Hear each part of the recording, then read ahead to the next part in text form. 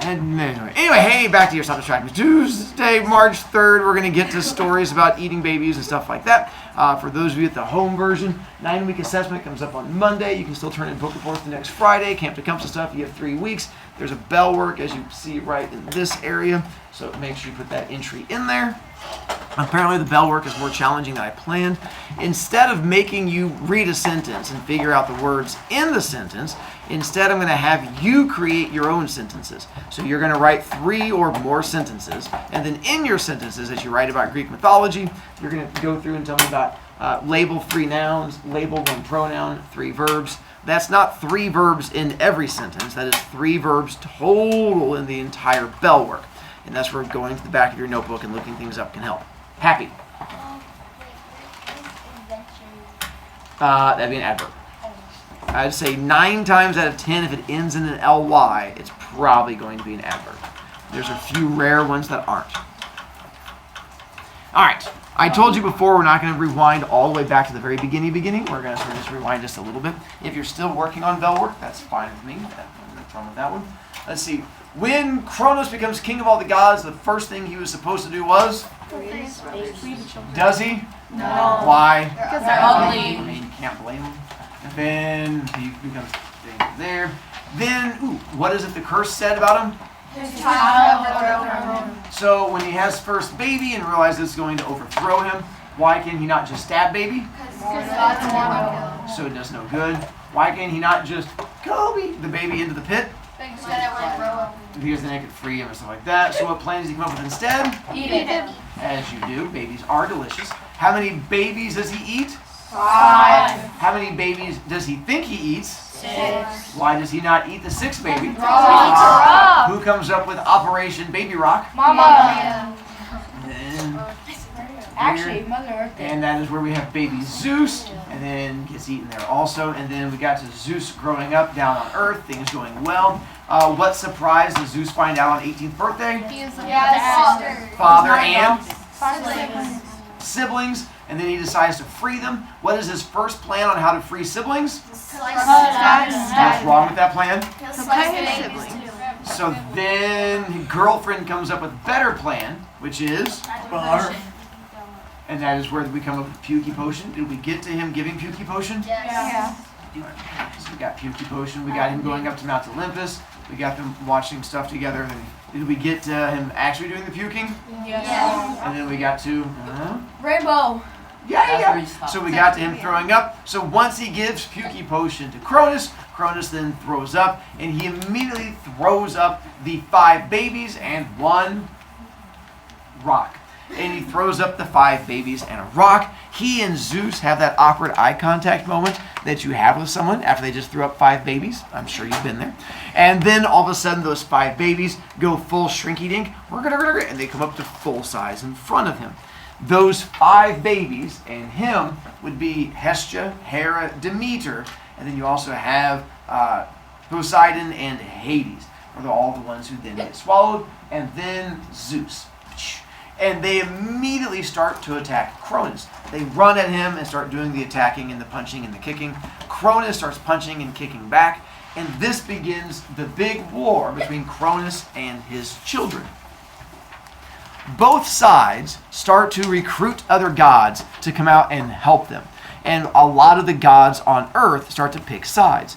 Some of them are pro-baby eating, and like babies are delicious. You slather them in butter, and that is why we get to eat them, and they join Cronus' side.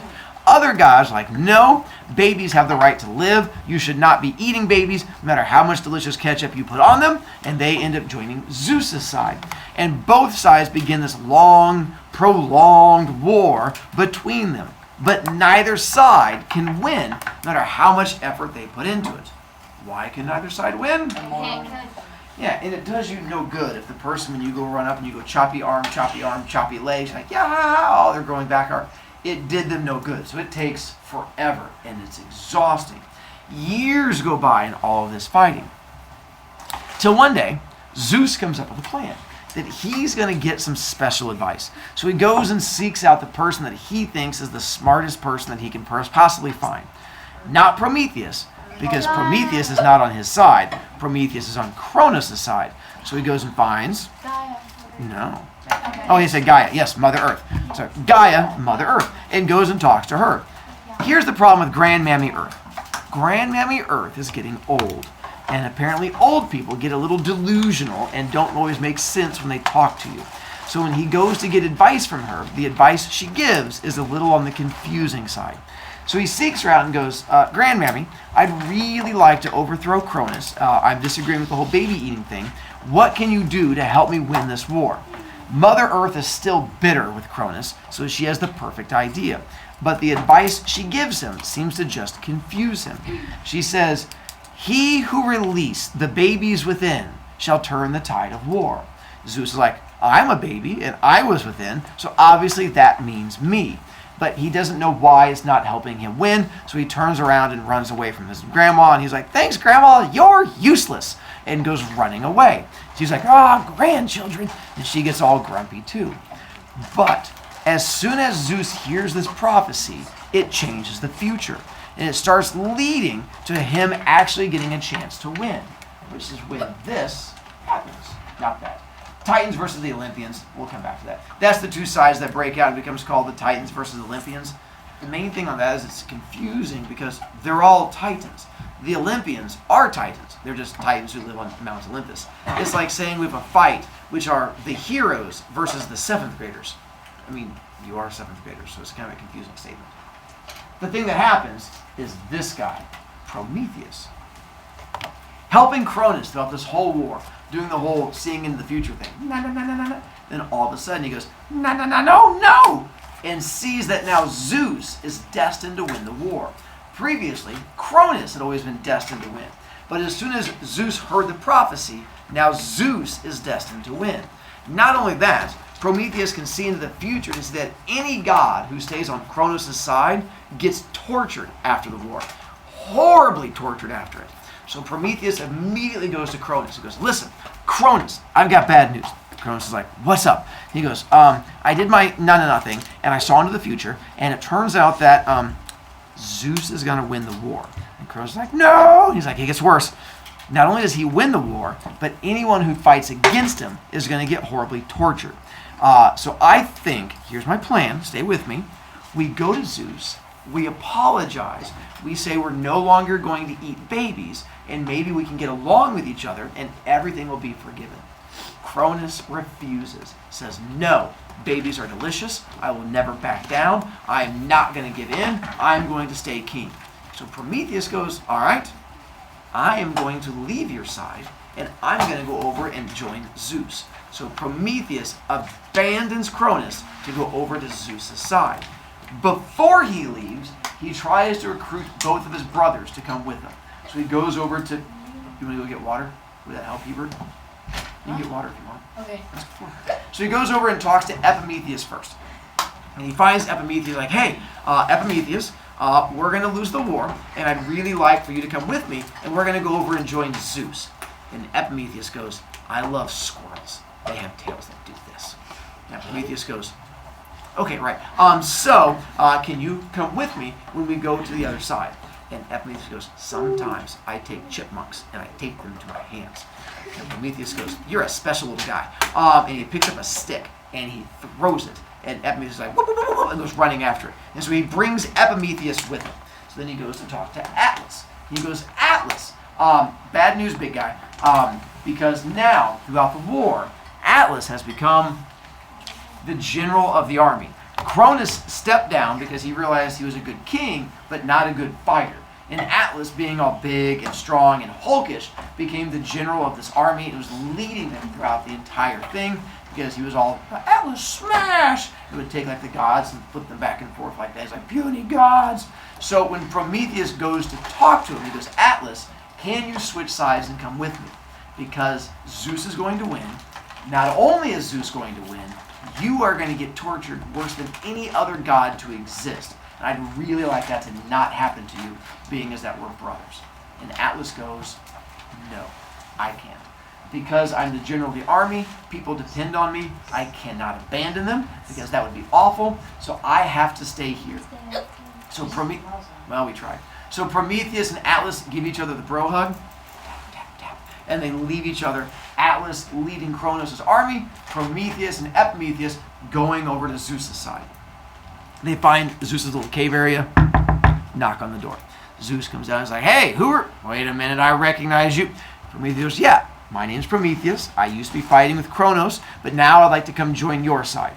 Zeus goes, why would I want you on my side? Prometheus goes, because I can see the future. It is my special ability. And I can go, na na na na na na na. You're going to stub your toe. Zeus is like, that's ridiculous. I would have, ow! You're a genius. And he decides to bring Prometheus over. He's like, you are definitely on my team, and you're going to keep my toes safe. Someday we're going to invent a tennis shoe that covers the end of our foot. And so he brings Prometheus over. And as soon as Prometheus comes in, he goes, wait, who's that guy out there chewing on a piece of bark? And Prometheus goes, oh, that's my brother Epimetheus. And Zeus goes, can he see the future too? Prometheus goes, not so much. Zeus goes, does he have a special power? And Prometheus goes, kind of. Let me demonstrate. Epimetheus, wall. And Epimetheus goes, whack, and then falls backwards. Zeus is like, classic. He's on my team. And he brings Epimetheus over also. He's like, you're going to help me win, and you're going to help me giggle. And so both Prometheus and Epimetheus come over. The problem is, nothing changes. Even with Prometheus and Epimetheus on his side, there is no immediate change. Years go by. The fighting continues. Prometheus and Zeus cannot figure out why they're not winning. So they have a conversation one day, and Prometheus goes, listen, you should be winning this war. I can see the future and know that you're winning. So what is it that you know that you're not making use of? And Zeus can't think of anything. And so eventually it comes down to the conversation he had with Mother Earth. He's like, I talked to Grandmammy, and she said some weird phrase, but it says I should already be winning. She said, he who releases the babies within shall turn the tides of war. And I already released the... But as he says this, he looks at Prometheus, and Prometheus' eyes go, whoop, whoop, and they get huge. And he goes, why did your eyes do that whole big thing like that? And Prometheus goes, she's not talking about your brothers and sisters. She's talking about the elder gods. Zeus goes, the elder who's he? What's he? No one knew about tartar sauce except for Cronus and a handful of his closest friends. He never told any of the other gods. So they don't even know that this area is in existence. Prometheus was one of those chosen few that did. So Prometheus explains to Zeus, there's a giant underground pit deep inside of Mother Earth where the elder gods are trapped. She's referring to them. Those are her original babies. She's saying, if you free them, that's what's going to help you win the war. And Zeus is like, that's genius. Done. How do I do it? So Prometheus explains to him that there is this path that you can go down to the mountain, you can find the big doors, you throw them open, you go in there, and you can free them. So Prometheus and Zeus go running down there. Zeus is like, I'm going to overthrow my father. I'm going to overthrow my father. I'm going to free the babies. And he goes running down there, finds the gigantic doors. He's like, those are really big doors for babies. And he finds like a giant pit in the middle of the room. He's like, my name is Zeus, and I'm here to overthrow the person who's kept you. Oh my... Prometheus, what are those? Prometheus is like, those are the elder gods that you're going to free. He's just like, time out. Have you seen those things yet? They're horrifying. You should have shown me a picture. So he and Prometheus get into an argument about whether or not he should free them. And Prometheus is like, do you want to win? And Zeus goes, yes, but I also don't want to throw up for the rest of my life. And Prometheus is like, you've got to make a tough big kid choice. So Zeus is like, ugh, big kid choices. Fine. So he goes back over to the pit. He's like, hey, you things, how would you like to become free, come up onto Earth, and help attack the people who have kept you trapped all this time? And they're like, blogga, blogga, blogga, blogga, blogga. And he's like, ooh, I don't speak, ugly monster. But let's go with blogga, blogga back at you. Here's the issue I have with all of this. I would love to have you come up and like wreak havoc and destroy things. But looking at you makes me want to throw up the insides of my feet up to the top of my head. So we're going to have to come up with some kind of agreement. And they're like, blogga, blogga, blogga. And he's like, follow me on this one. How about I free you, you go around and destroy things, And if we win, then you go to the edge of the world behind a giant mountain and you hide there so I never have to set eyes on you again. How's that sound? And they're like, blogga, blogga, blogga. And he's like, or I could leave you trapped down there. And they're like, blogga, blogga, blogga. And he's like, I thought so. So they shake hands on it. Shaky, shaky. And he's like, into the war, you go hide, everything is good. Throws down a rope, brings up the big ugly monsters. They come climbing up, running out onto Earth. Once they're free, he looks down there, he's like, hey, the pit's not empty. There's more down there. Because who else is down there? Cyclops. And he goes, you guys are not horrifyingly ugly at all. I mean, you're kind of creepy looking, but that's about it. And they're like, that's the nicest thing anyone's ever said to us. He goes, would you guys like to come out too? And they're like, yes, please. He goes, do you have any special abilities? They're like, well, we kind of have the ability to make the best weapons to ever exist throughout the existence of time. And he's like, what now? And he throws down a rope and brings out the 3 Cyclopses. The 3 Cyclopses are super excited to be freed. They immediately find a mountain, set up a forge inside the mountain, and begin making stuff to help out Zeus and his siblings. Now, you might not know this, but in Greek mythology, they were kind of sexist. So not all of the siblings get special weapons. Only the important ones, which happen to be the male ones. And so they make weapons for the 3 male siblings. Zeus, because he freed them, gets the first weapon. And they give him the strongest and best because he's the one that got them out. And the weapon they make for Zeus is... The lightning bolt. Close. They actually made him a bucket. Yes. Of lightning bolts. Because you can't just make a lightning bolt. That's ridiculous. And supposedly what it was a bucket that you could put your hand into and it would electrify your hand. And then it was like electric boogers. And you like, phew, and you would just fling it. And it was like zap, and it would just like shock things everywhere. Luckily, I was able to do some research, and I found a picture of what they think it looked like during this time period. No. And this is a picture of his bucket of lightning bolts from that particular time period. I know. It was not easy digging this up. Then next brother, a guy by the name of Poseidon.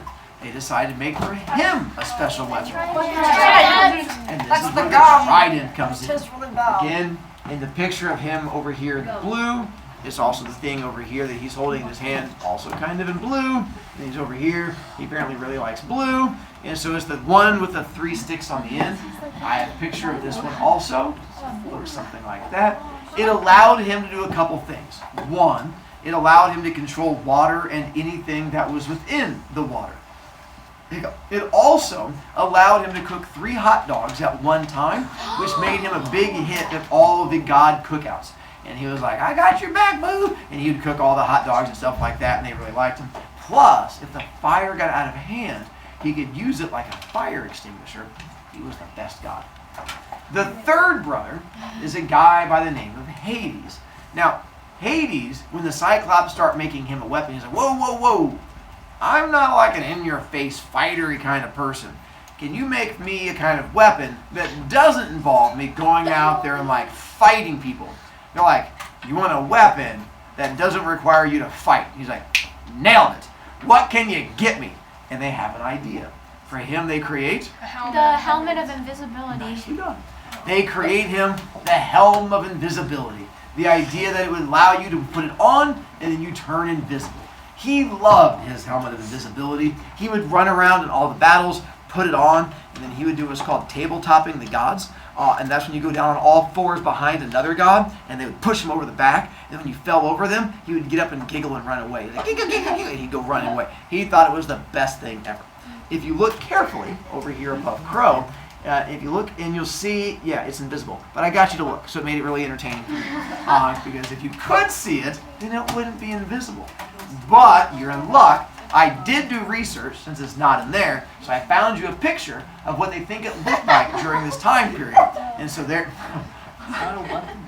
keep looking, you'll see it eventually. And so that is the weapon. Oh my god. So now, we have, it's just like I imagined it. So now, with all of these different weapons we have going on, we have his first weapons, which are the big ugly monsters and the Cyclops.